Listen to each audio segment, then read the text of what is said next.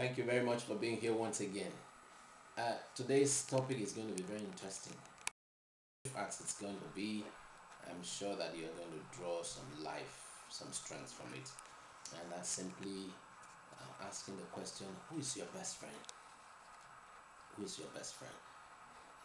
If you take a look at human development or your personal development, when you take away the first part of your life, which had to be the period or the moment of dependency, where you had to depend on your parents, so they influence you, raise you up, take care of your feeding, take care of your clothing, sheltered you, and then they virtually cared for you in every aspect.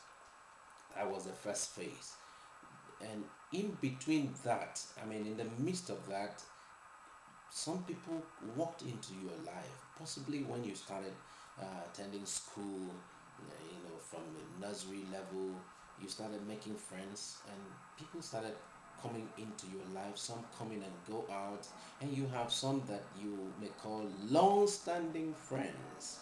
And as you grow up, the place of a friend in your life became so powerful, so strong, so much that they influence the kind of choices you make, the decisions you make, the belief system you uphold, and that's how powerful friends can be. I've met quite some people who have done the things they regret after a while and said, it's the first time I did this is my friend that introduced me to it. And I've also seen people who, and I'm one of them, who have benefited in so many ways because of the friends I have met, who have introduced me to things I wouldn't have ever dreamt of, or have shown me, given me books, materials that I wouldn't have ever in my life known about but for friends. Friends have meant so much to me, and it's one of the reasons that I want to ask you, who is your best friend?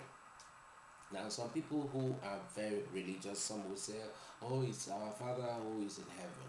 Fantastic. But I'm talking about your friend that you can see, friend you can touch, friend you can interact with, you can have, human relationship with. Who is your best friend? Now, if we have to go by the dictionary definition, which I have just in front of me, which says that a friend is a person you know well and regard with affection and trust. A friend is someone you know well and regard with affection and trust. Now, my question is, do you have a friend? Or do you have friends? And amongst your friends, who is your friend? Can you say to yourself that you like yourself enough to be your friend? I think in the whole world, you will make the best friend to yourself. And whether you like it or not, you are either your best friend or your worst enemy. I take that again. It's either you are your best friend or you are your worst enemy.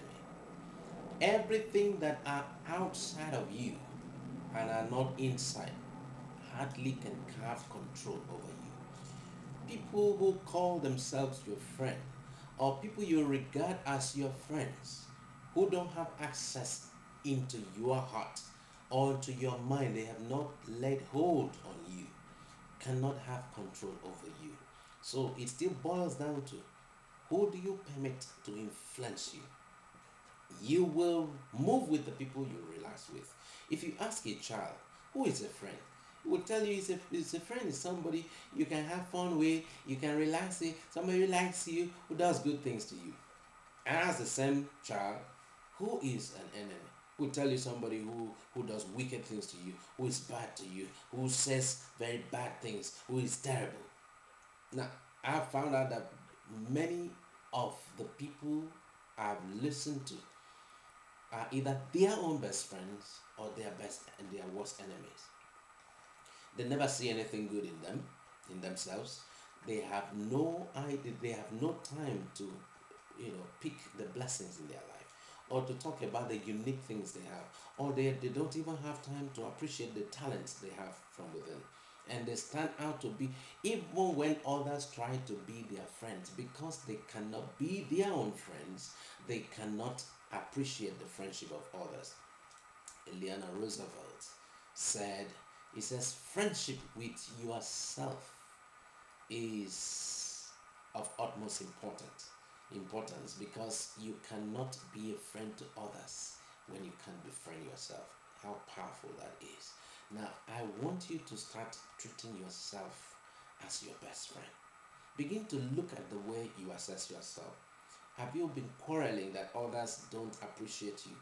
They don't like the way you look. Do you like the way you look? Have you been quarreling with others? They've never offered you any special dinner or lunch. Have you taken yourself out on a dinner or a lunch? Or you think they should buy you a very nice attire. Have you bought yourself one? And I want you to learn the value of befriending yourself. And the moment you do, you'll be able to know the power of no. When you say no to people, it doesn't mean you're inferior. When you say no to them, it means you know what to refuse to accept the best for your life. No can be powerful because it gives you the opportunity to refuse or reject what is good and take what is the best.